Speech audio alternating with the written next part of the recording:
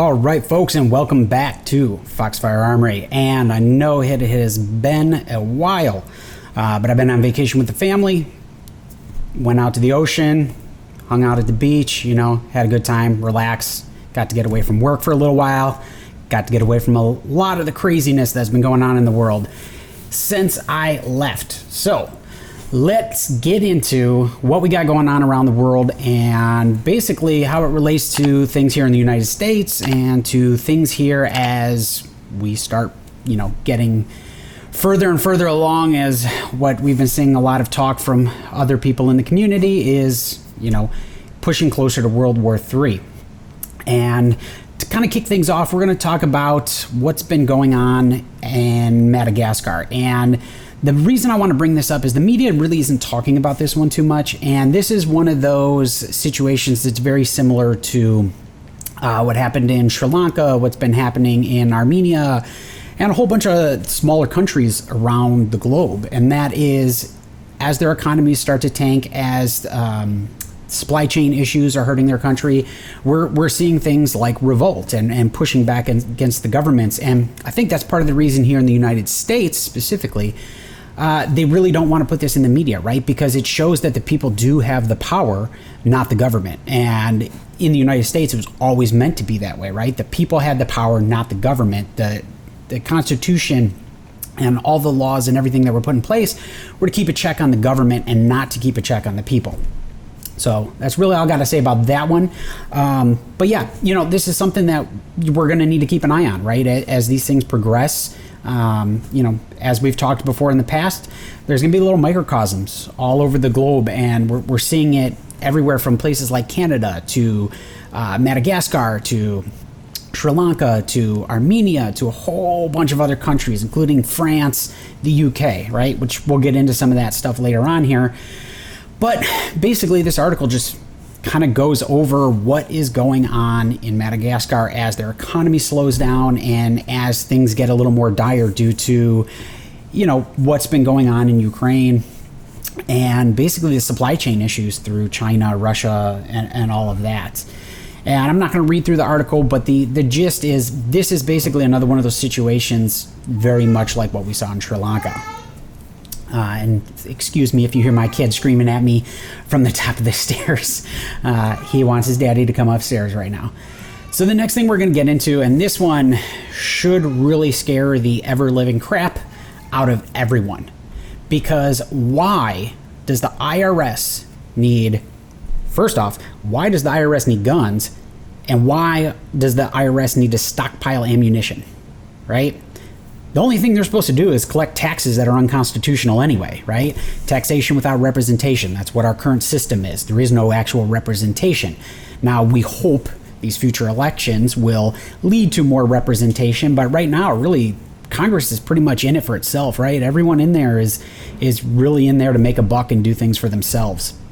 And so this should really, really scare everyone. I mean, Democrat, Republican, Independent, whatever other ones that are out there. Libertarian, Green Party, this should scare everyone. Every person from every political standpoint, right? Why? Why does the IRS need to stockpile guns and ammunition, right? Are they going to go and shoot people for not paying their taxes? Because that's sure what this sounds like, right? If they're stockpiling ammunition, it sounds like they're planning on going door to door, and if you don't pay up your taxes, they're going to shoot you. Right? That sounds like some communist China, Nazi Germany type stuff. And that is scary beyond belief to myself. And, it's funny that it has to be called out that Republican lawmakers really only, the independents for whatever reason, because independents in our current system aren't actually independent. They vote pretty much along the lines with majority of Democrats, which keep getting crazier and crazier. But it's pretty sad that it's going to come down to Republicans trying to stop the IRS from stockpiling ammunition, right? It just makes no sense to me. But I'll let you guys read through the article, but it is astounding where we are headed in this country right now. And it's stories like this that really just put it at the forefront. And, it boggles my mind. I don't understand why they need to spend millions of dollars for guns and ammunition for basically glorified accountants, right? That's really all the people working at the IRS are. They're glorified accountants that basically steal your money, right?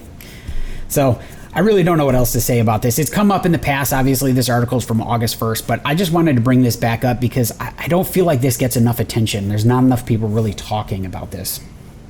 So this one goes along with that. And Mr. Guns and Gear did a phenomenal job going over this. Basically, a guy caught the ATF on his Ring camera coming to his door, basically to do a check to see if he purchased said guns. Well, that sounds like a gun registry to me, and that is against the Constitution right now as it stands. So the ATF going rogue here and going out on their own and doing stuff like this, again, this is the type of unchecked government our founding fathers warned us about, right? This is insane. These agencies just go off and start doing their own stuff. And this is why we really need to start cutting funding for these agencies, like all the alphabet agencies. There's the IRS, the ATF, the FBI, the DEA, all these agencies really need to get reined in, right? And the fact that these agents are coming to their door, which, by the way, if you do get an ATF agent coming to your door and they don't have a warrant, you have no legal recourse to, well, I shouldn't say that because I'm not a lawyer, but you don't have to talk to them, right? You can get a lawyer and force them to go through that, or force them to come back with a warrant to check, right? No judge in their right mind is going to sign that warrant because it's illegal to have a registry, right, of guns. And if this is a state that happens to have red flag laws, which we don't know, who reported it? Because as the ATF agent in the video, if you choose to watch this, states, it was flagged in their system, right? So no one reported this person. It was flagged in their system because the person bought more than one firearm at a time, right? And I don't know if this was at a single purchase or, over a certain period of time. But this is the stuff that really just scares me as far as the U.S. moving closer and closer to an authoritarian fascist regime that we are currently living in right now, right? And then the more these agencies keep getting power, the more this kind of stuff is going to keep happening. And that's why we as people need to start voting for people who are not going to put up with this crap, because this kind of stuff needs to end. It really does. So I know a lot of this ends up being kind of doom and gloom and but like I say always here on this channel, I'm not here to bring you guys down. I'm not here to doom and gloom and say it's the end of the world, right? Because ultimately, I'm going to hope for the, wish for the best, plan for the worst. It's what we all should be doing. And it's just about bringing you guys the information. That's really what it is, and kind of my take on that. So that'll lead us into, excuse the pop-ups here, China. And this is an older article from January, and I wanted to bring this up before I bring up the next one. Since January, and actually probably a little bit before that, China has been ramping up their nuclear program and amassing an arsenal of nukes. And, back in January, people were probably wondering why, right? But those of you who've tuned into the channel probably understood what I was saying back then when I was saying China and Russia are going to be in this together, right? As soon as the U.S. gets into conflict with the Ukraine-Russia stuff going on, China's going to back Russia. It's as simple as that. Same thing goes for Taiwan, right? If China starts some stuff with Taiwan and the U.S. tries to do anything about that, which, don't get me wrong, in that situation, Taiwan is a free nation, and it should be. And, technically the same goes for Ukraine. But we realistically shouldn't be meddling in those affairs. And I wholly believe that with Taiwan too, right? We shouldn't be, we're not in a position to be starting or joining into a world war that could last for decades, because, traditional warfare is gone, and it has been gone for quite some time. So this was back in January, right? And you had the Insider and a few other places writing articles about China and the accelerated pace of amassing nuclear weapons and just amassing their military warships, that kind of stuff. Which leads us into this interesting article, which was posted today, right?